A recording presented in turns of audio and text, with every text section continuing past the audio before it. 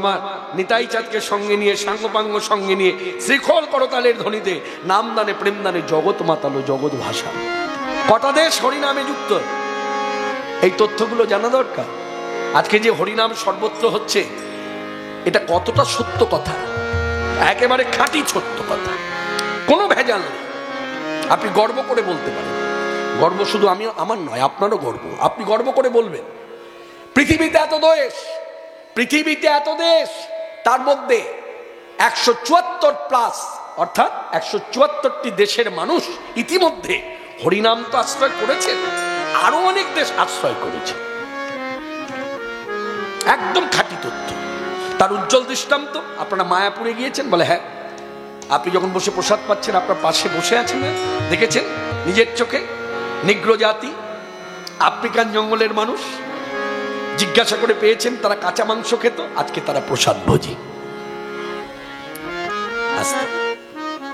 ভাবতে পারে একটা সময় যারা কাঁচা মাংস খেত তারা আজকে প্রসাদ ভোজি। কি করে হলো? কি করে হলো? এই যে চেতনাটা জাগিয়েছে। যেমন এখানে একটি কথা তুলে ধরি, যুক্তিবাদীদের যুক্তি, প্রকৃত যুক্তিবাদীদের যুক্তি যদি শোনা যায় তাহলে ভক্তি নষ্ট হয়। আর সাধু সন্ত বৈষ্ণব মহাত্মা তারা যদি যুক্তি দিয়ে কথা বলে, সেই যুক্তিতে ভক্তি আরো বর্ধিত হয়। একটি দৃষ্টান্তমূলক কথা বলি। যেমন আমার পরমারাধ্য গুরুদেব পরম বৈষ্ণব, তিনি হলেন ওং বিষ্ণুপাদ ডক্টর মহানামব্রত ব্রহ্মচারী। ডক্টর মহানামব্রত ব্রহ্মচারী। তা এই মহানামব্রত ব্রহ্মচারীর কাছে এক ব্যক্তি এসে বলছে আমি কৃষ্ণমন্ত্রে দীক্ষা নেব। তা সাধু বসে শুনছে, তা বলছে তুমি কৃষ্ণমন্ত্রে দীক্ষা নেবে? তুমি জানো কৃষ্ণমন্ত্রে দীক্ষা নিতে গেলে তোমার এই এই আচরণগুলো করতে হবে। তখন সে বলছে শুনুন, এই যে কথাগুলো বলেন না আপনারা, এর জন্য আমার 10 বছর পিছিয়ে গেছি আমি, আমার দীক্ষাই হয়নি। না হলে কত আগে দীক্ষা হয়ে যায়। এই এটা খাবে না, ওটা খাবে না, সেটা খাবে না। আচ্ছা, আপনাদের এই বৈষ্ণব ধর্মে এই কৃষ্ণমন্ত্রে দীক্ষা নিতে গেলে এই বাধাগুলো কেন? আর এই বাধাগুলো যে আপনারা দিয়ে থাকেন, হ্যাঁ জানেন এগুলো না খেলে শক্তি পাবো কি করে, দম পাবো কি করে? যেই শক্তি দমের কথা বলেছে তখন ডক্টর ব্রহ্মচারী যে মুখ খুলেছেন, বলে শোনো ভাই, শক্তি আর দমের কথা যদি বলো তাহলে তোমাকে একটু দৃষ্টান্ত দিয়ে বলি। বাঘ হরিণ শিকার করেছে, কখনো দেখেছো? বলে কি করে দেখবো? বলে টিভির সামনে বসলে দেখা যায়। জঙ্গলে গিয়ে যে দেখা যায় তা নয়, টিভির সামনে বসলে দেখা যায়। কিছু কিছু চ্যানেল আছে দেখায় বাঘ হরিণ শিকার করছে, ক্যামেরা ধরে আছে। ক্যামেরা ধরে আছে মানে ক্যামেরা বসিয়ে রেখেছে ওখানে। হয়তো 3 মাস হয়ে গেছে ক্যামেরাটা ওখানে রয়ে গেছে। 3 মাস পরে সেখানে ক্যামেরায় ধরা পড়ছে একটা বাঘ ছুটছে হরিণকে ধরার জন্য, আর হরিণও ছুটছে তার প্রাণ বাঁচাবার জন্য। দুজনাই কিন্তু দৌড়চ্ছে। মানুষ দৌড়লে কি হয়? হাঁপায়। এখন বিধির কি লেখা? হরিণ বেঁচে গেল, মানে বাঘ তাকে ধরতে পারলো না। এখন বাঘ দৌড়ে এসে দাঁড়িয়ে জিব্বার করে হরিণের দিকে তাকিয়ে হাঁপাচ্ছে, আর হরিণ ছুটে গিয়ে পালিয়ে গিয়ে সেও মুখ ঘুরিয়ে দেখছে। আচ্ছা বলো তো ভাই, যে হাঁপাচ্ছে সে কি খায়? বলে সে মাংসাশী প্রাণী, মাংস খায়। আচ্ছা এই হরিণ সে কি খায়? বলে সে তৃণ ঘাস পাতা খায়। বলে কি বুঝলে? বলে যদি হাঁপাতে চাও তো মাংস খাও, আর যদি হাঁপাতে না চাও তো গাছপাতা খাও। এই কথাগুলো আমরা বাঙালি ভক্তরা শুনি, শুনে আনন্দ পাই, হাসিও, বাহ সুন্দর একটা কথা শুনলাম, কিন্তু আমরা অঙ্গীকার করি না। আর পাশ্চাত্য দেশের মানুষ তারা এই যুক্তিগুলো শুনেছে, শুধু শোনেনি, অঙ্গীকার করেছে। অঙ্গীকার করেছে বলেই আজকে গিয়ে দেখি তারা প্রসাদ ভোজি, তারা প্রসাদ পায়, তারা ভগবানের সেবায় নিয়োজিত, মানে যা কিছু করে কৃষ্ণ কেন্দ্রিক। অনেকের ধারণা যে এইভাবে যদি কৃষ্ণ সেবা করি, এইভাবে যদি কৃষ্ণ চিন্তা করি তাহলে সন্তান জন্ম। মনে রাখবেন, আপনি মায়াপুরে যান, দেখবেন প্রত্যেকে পরিবার আছে, প্রত্যেকের সন্তান আছে, স্বামী স্ত্রী একসঙ্গে ঘর করছে। পার্থক্যটা কি জানেন? বলে পার্থক্যটা হলো আমাদের যেমন সন্তান জন্মায়, স্ত্রী স্বামী আমাদের পরিচয় দিতে গিয়ে আমরা কি বলি? আমার স্বামী, আমার স্ত্রী, আমার সন্তান। আর তাদেরকে যদি জিজ্ঞাসা করেন সবই কৃষ্ণ কেন্দ্রিক। বলছে এই যে সন্তানগুলো দৌড়দৌড়ি করছে মালাম থলে হাতে নিয়ে, এই গলায় নিয়ে, এরা কারা? বলছে বুঝলেন না, ভগবত কৃপায় এই আমি পিতা ও মাতা, এই পিতা মাতার মিলনে ভগবত কৃপায় মনুষ্য দেহ পেয়েছি। আর ওরা এসেছে, আমরা এখন যেমন ভগবত সেবা করছি গৌর গোবিন্দে, পরবর্তীকালে ওরাই এই সেবা কার্য ধরে রাখবে। এই যে ভাবনাটা, ভাবের পার্থক্য একই। তারাও বিছানায় শোয়, আমিও বিছানায় শুই। আমার বিছানায় শুয়ে আমার ভাব আমার, আর তাদের বিছানায় শুয়ে ভাবটা হলো কৃষ্ণ। এইসব কথাগুলোকে অনুভব করতে হয়। তো যাই হোক, সেই নিতাই গৌর দুই ভাই দাঁড়ে দাঁড়ে ঘুরে ঘুরে নাম দানে প্রেম দানে জগৎ মাতালো জগৎ ভাষণ বৈষ্ণবপদকর্তা আনন্দে গাইলেন। এ তিনে ভুবন আনন্দে ভরিল, উঠিল মঙ্গল ভুবন আনন্দে ভরিল, উঠিল মঙ্গল কহে প্রেমানন্দে এমন গৌরাঙ্গে রতিনা জনমিল। কহে প্রেমানন্দে এমন গৌরাঙ্গে রতিনা জনমিল। নানায় আমার ভাগ্যে হলো না গো, আমার ভাগ্যে হলো না গো, হরিব আনন্দে এমন গৌরাঙ্গে রতিনা জনমিল। এই তত্ত্ব হৃদয়ে ধরে আজকের সভাস্থলে যারা এসেছেন প্রত্যেককে ভক্তি মর্যাদার্থে সবার চরণধুলি বক্তা হয়ে মানসে মাথায় নিলাম। এই যে বলা হলো জগৎবাসী পুরুষ নারী ভজনিতাই গৌর হরি, তা ঘরে ঘরে তো রাধাকৃষ্ণ যুগল ভজন, তা নিতাই গৌরকে ভজতে বললো কেন? কারণ কি জানেন? এই নিতাই গৌর সলা পরামর্শ করেই কিন্তু বাঙালি ভক্তদের ঘরে ঘরে রাধাকৃষ্ণ যুগল সেবা দিয়েছে। এবং রাধাকৃষ্ণ যুগল সেবার যে রীতিনীতি ধারা, অন্যভাবে নেবেন না, এই ধারাটা কিন্তু আমরা কেউ মান্যতা দিইনি। বলছে মান্যতা দিলাম না মানে? আমার ঘরে তো রাধাকৃষ্ণ যুগল সেবা, আপনি কি করেছেন? হয়তো কোনো তীর্থে গেছেন, ধাতু দিয়ে গড়া বিগ্রহ দেখে, রাধা গোবিন্দের মূর্তি বিগ্রহ দেখে আপনার ভেতরে একটা বাসনা জেগেছে, ঘরে নিয়ে যাও, এনেছেন, ব্রাহ্মণের দ্বারা মন্ত্রপুত করে প্রাণদান করেছেন, প্রতিষ্ঠা করেছেন। কিন্তু এই রাধাকৃষ্ণ যুগল ভজনের অধিকার আমি পেয়েছি কিনা এটা বলবে কে? এটা বলবে গুরুঘর। গুরুঘর কৃপা করে জানাবে তোমার মঞ্জুরি ঘর কোনটি। মানে রাধাকৃষ্ণ যুগল ভজনের ধারা হচ্ছে সখী আনুগত্য। এই যে আমি কথাগুলো বলছি, এগুলো কিন্তু আমার কোনো মন গড়া কথা নয়, একেবারে সিদ্ধান্ত স্বরূপ। বলে এই সিদ্ধান্ত আপনি কোথায় পেলেন? কেন মহাজনী পদ ছিল নরোত্তম দাস ঠাকুর বঙ্গবাসীর উদ্দেশ্যে, বাঙালি ভক্তদের উদ্দেশ্যে পরবর্তীকালে পদাবলিতে তিনি লিখে দিতে বাধ্য হলেন যে রাধাকৃষ্ণ যুগল সেবা করতে গেলে নিয়ম রাধাকৃষ্ণ প্রাণ যুগল কিশোর। উলধ্বনি রাধাকৃষ্ণ প্রাণ যুগল কিশোর। রাধাকৃষ্ণ প্রাণ যুগল কিশোর। রাধাকৃষ্ণ প্রাণ যুগল কিশোর। জীবনে মরণে জীবের জীবনে, জীবনে মরণে জীবে গতি নাহি মোর যুগল কিশোর। জীবনে মরণে জীবে, জীবনে মরণে জীবে গতি নাহি যুগল কিশোর। রাধাকৃষ্ণ প্রাণ মোর যুগল কিশোর। রাধাকৃষ্ণ প্রাণ মোর যুগল কিশোর। কালিন্দের কুলে কেলি কদম বেরোবন, রতন বেদীর পরে বসাব দুজন। কালিন্দের কুলে কেলি কদম বেরোবন, রতন বেদীর পরে বসাব দুজন। কালিন্দের কুলে কেলি কদম্বের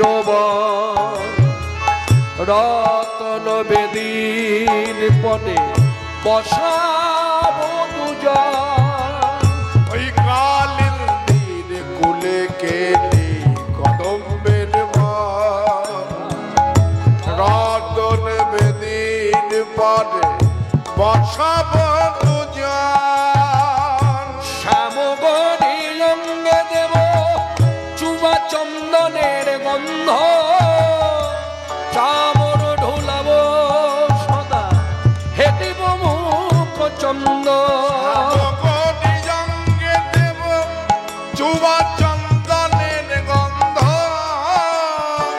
চামর ঢোলাব সাদা হেঁটিব মুখ চন্দ। গথিয়া মালতীর মালা দেব দোহার গলে, গাঠিয়া মালতীর মালা দেব দোহার গলে।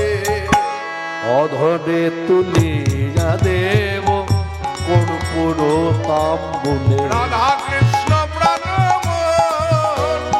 যুগল কিশোর, রাধা কৃষ্ণ প্রাণ যুগল কিশোর।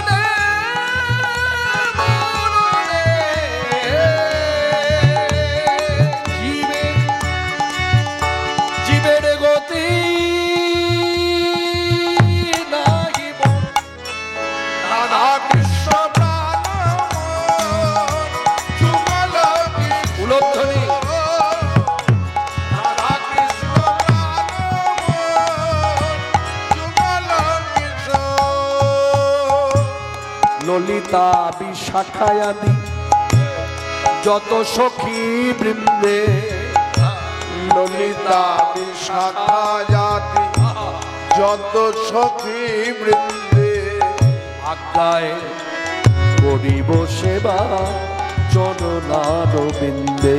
ললিতা বিশাখা জাতি যত সখী বৃন্দে, আজ্ঞায় করিব সেবা চরণার বিন্দে। আস্তে এখানে আমি কথাটা এইভাবে উপস্থাপনা করব, মানে বলবো আপনাদের কাছে। কথাটা হলো, আপনি আমার কথাটা হয়তো মান্যতা দেবেন না, তাতে আমার দুঃখ নেই।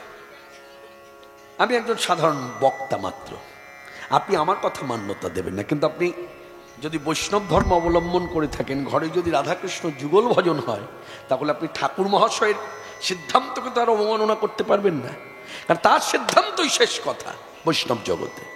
তিনি বলে দিলেন রাধাকৃষ্ণ যুগল সেবা করতে গেলে ললিতা বিশাখায় আদি, বিশাখা আদি বলা মানে আরো সখীগণের কথা বলছে, তা সবার নাম তো লেখা যায় না, তাই বলছে বিশাখা আদি আরো যে সখীগণ, কোনো না কোনো সখীর কাছে আপনাকে অনুমতি ভিক্ষা করতে হবে। তারা যদি কৃপা করে আদেশ দেয় যে হ্যাঁ তুমি যুগল সেবা করো, তবেই, নতুবা নয়। এই সিদ্ধান্ত যদি ঠিক না হতো তিনি পদাবলী লিখতেন না। তিনি পদাবলী লিখে জগৎকে শিক্ষা দিলেন যে শুনুন শুনুন বঙ্গবাসী বাঙালি ভক্তগণ, যদি রাধা কৃষ্ণ যুগল সেবা করতে চান তাহলে গুরু ঘরে গিয়ে আপনার মঞ্জুরি ঘরটা জেনে নিন, কৃপা করে। আপনি গুরুদেবকে গিয়ে বলুন, হে গুরুদেব আমি কোন সখীর আনুগত্যে আমার এই যুগল সেবা করি, গুরুদেব বলে দেবেন। তাই তিনি পদাবলীতে লিখলেন ললিতা বিশাখায়াদি যত সখী বৃন্দে, আজ্ঞায় করিব সেবা চরণার বিন্দে। ললিতা বিশাখা জাতি যত সখী বৃন্দে, আজ্ঞায় করিব সেবা চরণার বিন্দে। শ্রীকৃষ্ণ চৈতন্য প্রভু দাস অনুদাস সেবায় অভিলাষ করে নরোত্তম দাস, সেবায় অভিলাষ করে নরোত্তম দাস, নরোত্তম দাস, নরোত্তম দাস। এখানে একটা কথা কিন্তু বলা আছে, এই যে মা, এই দেখো আমার মেয়ের বয়সী, আমার মেয়েরা বসে আছে, মা বলেই ডাকছি। তোদের বয়স কত?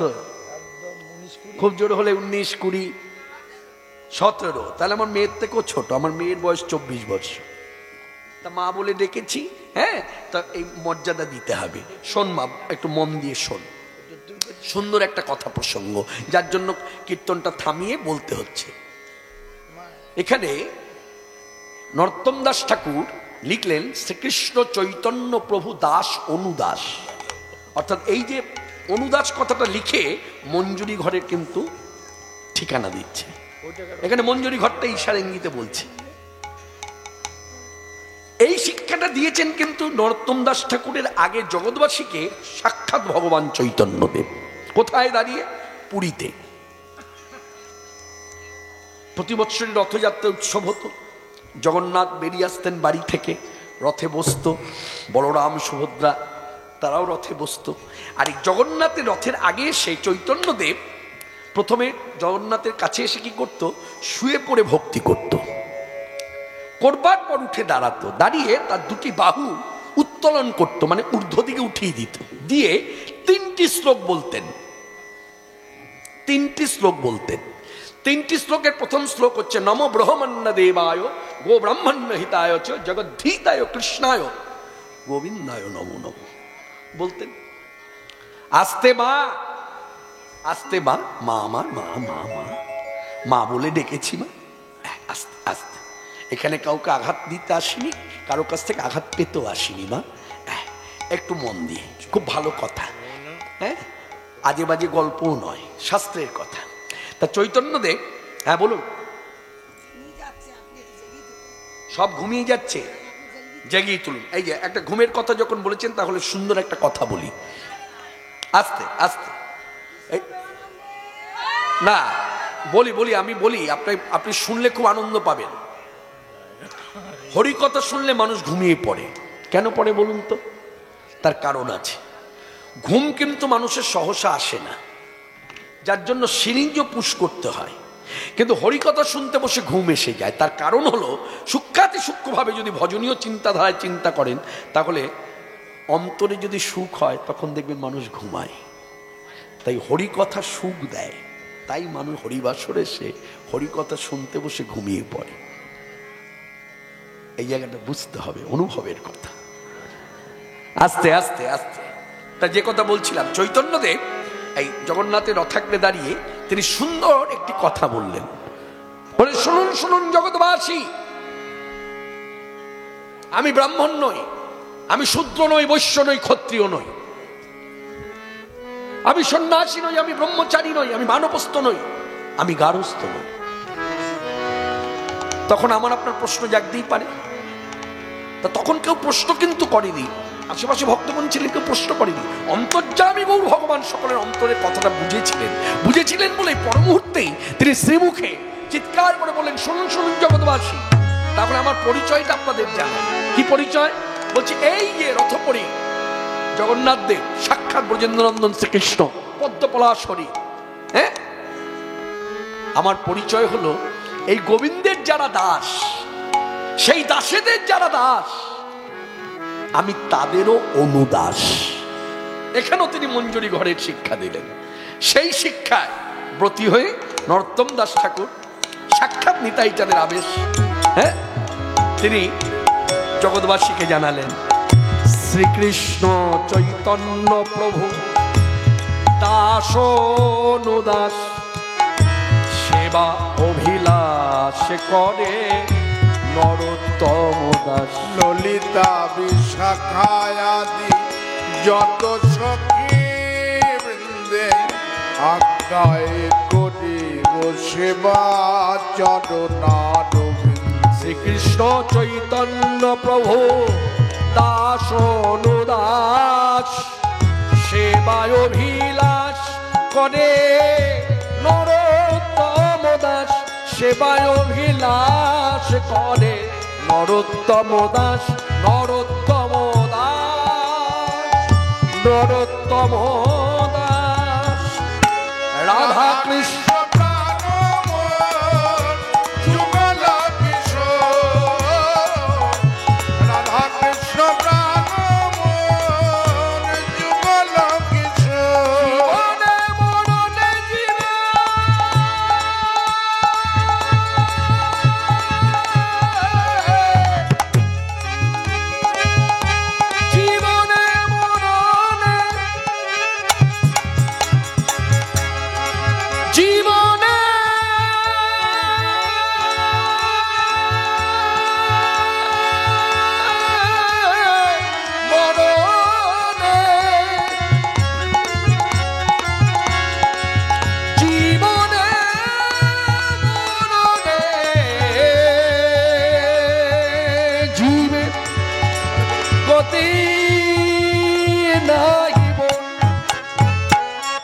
রাধা কৃষ্ণ যুগল কিশোর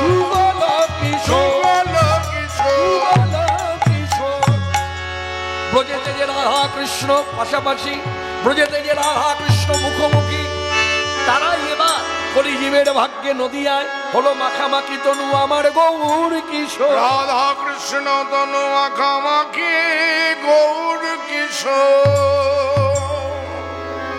আজকের বিষয়বস্তু আলোচনা হবে হ্যাঁ বৃন্দাবনে গোপাল প্রকট। গোপাল প্রকট মানে গোপাল প্রতিষ্ঠা। যেমন আপনাদের গ্রামে অনেক মন্দির আছে না, মন্দির আছে, শীতলা মন্দির আছে, কালী মন্দির আছে, আবার রাধাকৃষ্ণ যুগল বিগ্রহ। তা মন্দির প্রতিষ্ঠা হয়েছে বিগ্রহ, তা বিগ্রহ প্রতিষ্ঠাতে শুধু কি বিগ্রহ বসানো হয়, জল আনা হয়, প্রসাদের আয়োজন হয়, প্রসাদ বিতরণ হয়, আরো কত কিছু। কেউ নতুন বস্ত্র দান করে, হ্যাঁ ইত্যাদি, অভিষেক হয় ইত্যাদি। তো যাই হোক, কোথা দিয়ে আসবেন মা? দাঁড় না না না, এই দাঁড়া দাঁড়া, আসতে হবে না। গীতা এনেছেন দেখি,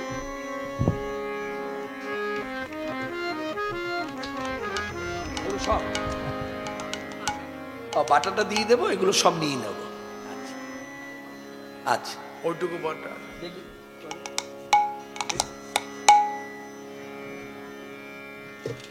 বলো। ঠিক আছে আসো।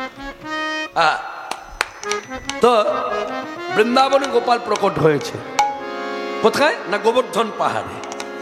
তাহলে আমাদের সেই কথা স্মরণ মনন করে আমরা গাইব আনন্দে যে আমরা যারা যুগল মন্ত্রের উপাসক ভজমন জীব শিক্ষা হেতু আমরা কাছে যাকে পাবো তাকে ডেকেই বলবো। এই যে আপনার করণীয় কি জানেন, এই মনুষ্য জীবনে এই ভক্তির পথে এসে ভজমন, মনকে ভজন করতে বলছে। রাধে গোবিন্দ গোপাল ভজমন, রাধে গোবিন্দ গোপাল ভজমন, রাধে গোবিন্দ গোপাল ভজমন, রাধে গোবিন্দ গোপাল ভজমন, রাধে গোবিন্দ গোপাল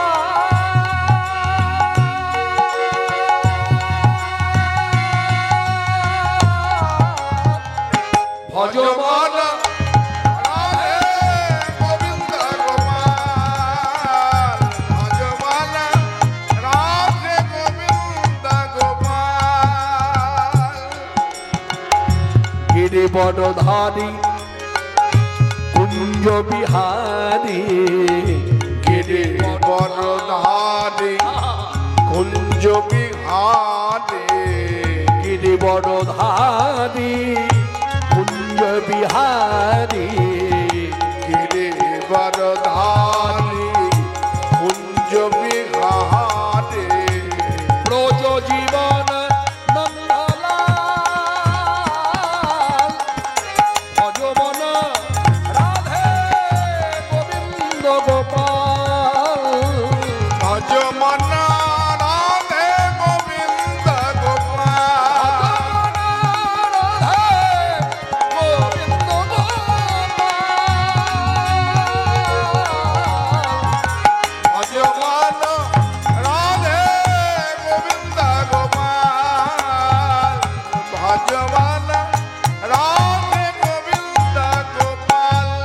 গোপ কিশোর গোপীচিত চোর গোপ কিশোর গোপীচিত চোর নত বড় বড় জেরা খাল হে মুরলি বাজাবে ধবলি চড়াবে মুরলি বাজাবে মুরলি বাজাবে মুরলি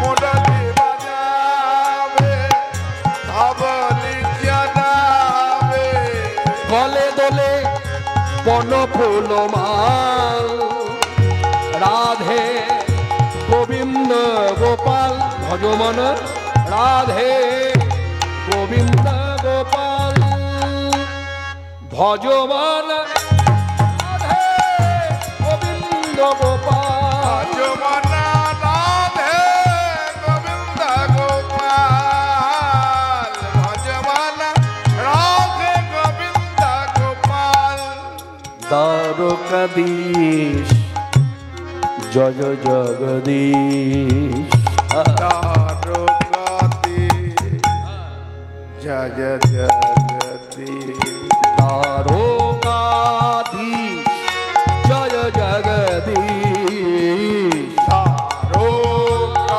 দ্বারকাধীশ জয় জগদীশ দ্বারকাধীশ জয় জগদীশ দ্বারকাধীশ জয় জগদীশ দ্বারকাধীশ জয় জগদীশ জয় জয় দেবকী দুলাল হে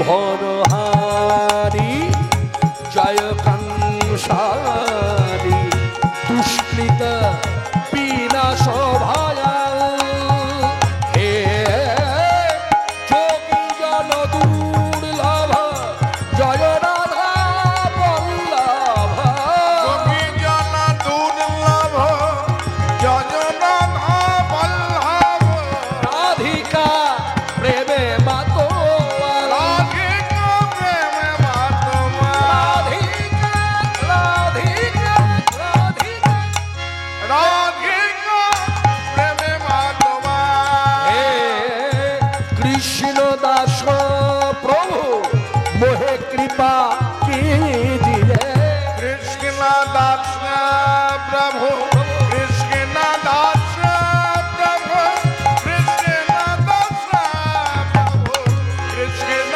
দাস প্রভু কৃষ্ণ দাস প্রভু কৃষ্ণ দাস প্রভু মোহে কৃপা कीजिए জয় দিন ভক্ত দয়াল রাধে গোবিন্দ গোপাল ভজমন রাধে গোবিন্দ গোপাল ভজমান রাধে গোবিন্দ গোপাল ভজমান রাধে গোবিন্দ গোপাল ভজমান রাধে গোবিন্দ গোপাল ভজমান রাধে গোবিন্দ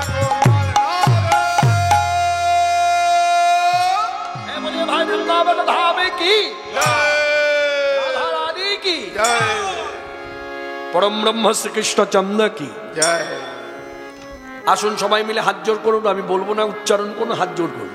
যেমন অনেক সময় পূজা পাঠ করতে গিয়ে সব মন্ত্র যে আমরা বলতে পারি, কিন্তু মন্ত্র যখন বলা শুরু হয় তখন আমরা হাত জোর করি, তার মানে শ্রদ্ধা জানানো। তা হাত জোর করুন।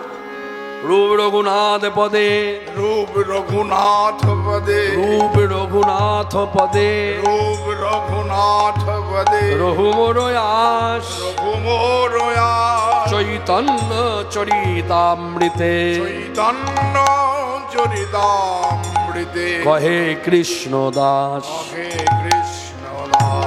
অর্থাৎ এই গোপাল প্রকট লীলা না আপনি না আমি যে বক্তা আমিও জানতাম না, কে জানালো? কৃষ্ণদাস কবিরাজ গোস্বামী পাল। তিনি যে তার স্বরচিত শাস্ত্র গ্রন্থ, তার নাম হচ্ছে চৈতন্য চরিতামৃত। এই চৈতন্য চরিতামৃতে গোপাল প্রকট লীলাটা বিশদভাবে বলেছেন। তা তিনি যে লিখলেন, লীলা বললেন কে? তার আগে কেউ বলেছেন? তারপর তিনি লিখেছেন। লীলা বলেছেন হচ্ছে সাক্ষাৎ ভগবান চৈতন্যদেব।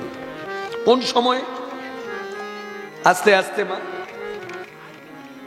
ঠিক আছে ঠিক আছে, হচ্ছে হবে হবে, আস্তে আস্তে, ওর কোন ব্যাপার না, চলো আস্তে আস্তে মা, আস্তে আস্তে, ও চলতে থাকবে। একটু মন দিয়ে শুনো, ভালো লাগবে। এই মাটির আনন্দ আনন্দ মহানন্দ। তা যে কথা বলছিলাম, কথা হারিয়ে গেলে হবে না। তা বললেন কে? চৈতন্যদেব। তা চৈতন্য নামটা পরে এসেছে, আগে হচ্ছে গৌর সুন্দর। এই গৌর সুন্দর আমার, এটা কি মাস আজকে? মাঘ মাসে, আজকে ফাল্গুন মাসের 1 তারিখ, তাই তো? এইরকম মাঘ মাসে 1 তারিখ গেছে, পৌষ মাসের শেষ তারিখ গেছে, যাকে বলে সংক্রান্তি। এই সংক্রান্তির দিনে গৌর সুন্দর নবদ্বীপ ধাম ছেড়েছিলেন। আর ঠিক তার পরের দিনটা হচ্ছে পয়লা মাঘ। এই পয়লা মাঘে তিনি সন্ন্যাস ধর্ম গ্রহণ করেছিলেন। তা সন্ন্যাস ধর্ম যখন গ্রহণ করলো, তখন পূর্বদত্ত নাম তার থাকবে না। তখন গুরু কেশব ভারতী তার নামকরণ করলেন, অনুভব করলেন কি নাম দেওয়া যায় না। শুদ্ধ চেতনা জাগিয়ে তুমি কৃষ্ণ নাম প্রচার করছো, জীবের হৃদয়ে শুদ্ধ চেতনা জাগিয়ে তুমি কৃষ্ণ নাম প্রচারক, তাই তোমার নাম হলো কৃষ্ণ চৈতন্য। যার জন্য আমরা সকলেই গাই, আজ হইতে তব নাম শ্রীকৃষ্ণ চৈতন্য উলধ্বনি। আজ হইতে তব নাম শ্রীকৃষ্ণ চৈতন্য। তব নাম নিয়ে কলির জীব হবে ধন্য ধন্য। তব নাম নিয়ে কলির জীব হবে ধন্য ধন্য। তব নাম নিয়ে কলির জীব হবে ধন্য ধন্য। তব নাম নিয়ে কলির জীব হবে ধন্য ধন্য। নামে শ্রীকৃষ্ণ চৈতন্য, শ্রীকৃষ্ণ চৈতন্য, শ্রীকৃষ্ণ চৈতন্য। নাম শ্রীকৃষ্ণ চৈতন্য, শ্রীকৃষ্ণ চৈতন্য, শ্রীকৃষ্ণ চৈতন্য। এই শ্রীকৃষ্ণ চৈতন্য নাম নিয়ে একেবারে ওই কাটোয়া থেকে এই যে ছুটলেন, উদ্দেশ্য ভেতরের ভাব, আমি বৃন্দাবনে যাব। কিন্তু বৃন্দাবনে তা যাওয়া হয়নি। না যাওয়ার কারণটা কি? কারণ হলো, মূলে হলো বাধা পেয়েছিলেন। বাধা দিয়েছিল কে? এক হলো তার অগ্রজ ভাই নিতাই সুন্দর, আরেকজন হলেন গৌরানা ঠাকুর শ্রীল অদ্বৈতাচার্য প্রভু। আপনারা তো জানেন কথাগুলো। এই শ্রীল অদ্বৈতাচার্য প্রভু প্রতিজ্ঞাবদ্ধ হয়েছিল। কি প্রতিজ্ঞা করেছিলেন? জীবের উদ্দেশ্যে বার্তা দিয়েছিলেন, করাইব কৃষ্ণ সকলের নয়ন গোচর, তবে নামই কৃষ্ণের কিঙ্কর। আমাকে আপনাকে উদ্দেশ্য করে বলছেন, অপেক্ষা করুন, আমি কৃষ্ণকে নিয়ে আসবো, কৃষ্ণকে এনে দেখাবো।